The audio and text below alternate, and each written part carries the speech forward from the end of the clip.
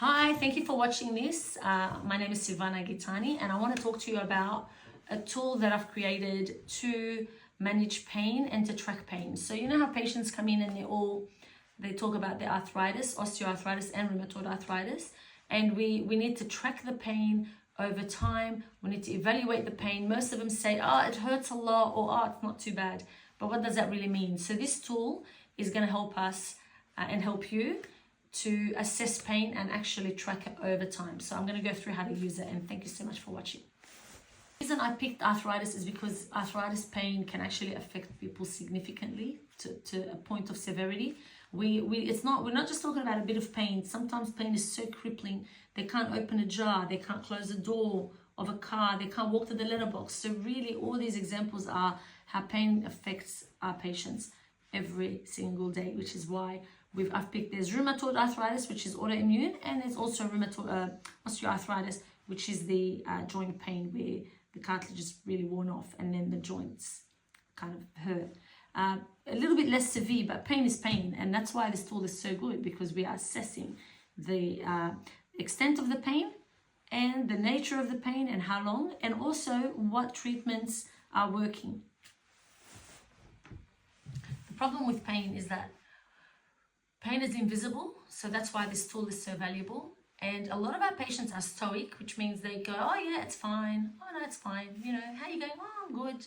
A lot of farmers, they say farmers are very stoic. I only had a heart attack last week, it's fine. So that's why this tool is really good. It's a very, very objective tool, and it's got 9 questions. Some questions are about the actual pain. So the severity, is it worse at night? Can you walk? And then the other bit is, how does it affect your actual life? So it's interference. So things like, does it keep you awake at night? How much does it affect your day-to-day life? So it's multidimensional, but both of them are assessing it because pain is invisible. So the tool has been validated across multiple populations, so rheumatoid arthritis and osteoarthritis. It's also available in different languages, and it talks about the pain severity score and the pain interference score. Pain severity score is how severe is the pain, and the pain interference score is how much it affects your life. And then what they do, what the pharmacist does, is it collects information, gives you a score, and then that score is an objective outline of where the patient's pain is at. So we're not just saying, oh, it's not too bad, or yes, it's severe. It's more, this is the score, and then we can monitor over time. A lot of work has gone into the integration and the workflow for the form, and just to keep it, it's very important to keep it the same. Can't have one person having 15 minutes and one having 5. So this is really important, and we all have to follow the same criteria. When somebody comes in and we identify them as an arthritis patient, whether it's osteoarthritis or rheumatoid, whether they're picking up a repeat, asking for a cream for pain, or telling you we've got arthritis in any way, shape and form, they are eligible if they're over 40 years old. Over 40, under 40, they don't fit the criteria. Over 40, they fit, so you have to approach them and ask them, would you like to be involved in our pilot? And then if they say yes, we hand them the form in the language that they speak. Now, when you hand them the form, you give them the form, the pen, and they have to sit in the consult area, and you've got to time it using this timer.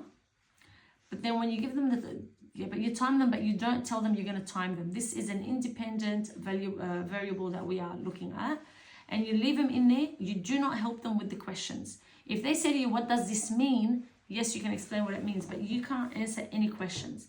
And you reassure them and you say, if you'd like to discuss anything, you'll have to, Silvana or the pharmacist will be with you, and we will discuss it after the consult. So after they fill out the form, because filling out the form is very important as an independent thing. If they start answering and asking questions while they're doing the form, that actually skews the data, because we do need to look at how long does it take to do everything. And then I will have a look at the scores, or the pharmacist, and if it's above the score of 6, we will then refer them either to the GP, or we will look at them and might refer them to the physio, etc. So there's guidelines there, but anything extra that they'd like to add, we have to do in the consult room as part of a consult after doing the form. Just remember though, the same questions, and you can't put too much in your questioning. Would you like to be in the pilot? Not would you like to be in the pilot because we're going to do referrals and so on. It's just got to be very simple, so that it's maintained across the board. And do not forget to time them, but you do not tell them it's being timed, and the time starts when you give them the form and it ends when they give you back the form. If you're unsure, let me know. So I really do appreciate you all being part of this. I'm going to be looking after this pilot. I'll be able to collect all the information and collate it and present it, but I do need your help with identifying the patients because I can't work every single day. So identifying the patient is extremely important. And remember, these people, this group of people can be very stoic. A lot of them won't tell you they're in pain, but they'll be getting Voltaren.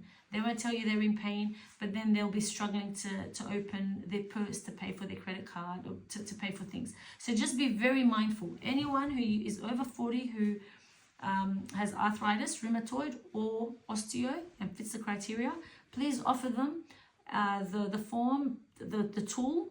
Don't call it the form, it's an actual tool to help them assess their pain, but also in a very non-judgmental and no obligation kind of way. We don't want to be pushy, but we just want to make sure we extend the service to everybody, and hopefully we can help people have better lives, because pain is invisible and it really does affect people. I'm so proud of this tool. I'm so proud of it. It's fantastic and I can't wait to share it. Thank you for watching.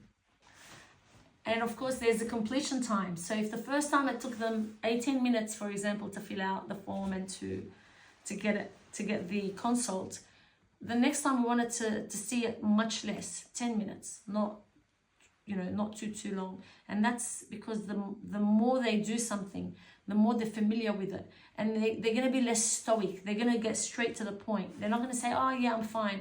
They're going to know that we are being very specific about their pain, and hopefully we can make a real difference to their life. If it's not 1.5 less, scores less, then we definitely need to be referring to doctors, to a physio, or to a specialist, or reviewing what they're doing and recommending something else. So it's not just a single form. It's a single form, repeated, and then we do data analysis, and that's the juice of it. That's where it gets good. Just think, wow, I can actually see what outcomes I'm looking for, and it's objective. So I know you're asking, how do we know it's working? How do we know just because they fill out a form? Well, they're not going to fill out one form. They're going to come every month. So we've picked every 30 days or every month. So we want to see a reduction of 1.5 scores over a period of a month. So if they're not achieving that, then it's a problem. So what we've got to do is go, okay, 80%, we need to say minimum 80% of completion rate. So if we don't have the 80%, then there's a reason that it's not happening. Are people moving away from the area, going to Canada, or is it because it takes too long and they think, oh, I don't have enough time? Do they not respect the tool? Is there a reason that they're not coming back? What's the reason why there's not an 80% or more completion rate? So that's the first one, and we do need to reassess. The second one is the reduction in the score. So we need to have 1.5 reduction in the score, because otherwise what's the point if it just means it's not working? So we definitely want to make sure that the tool is working at reducing this.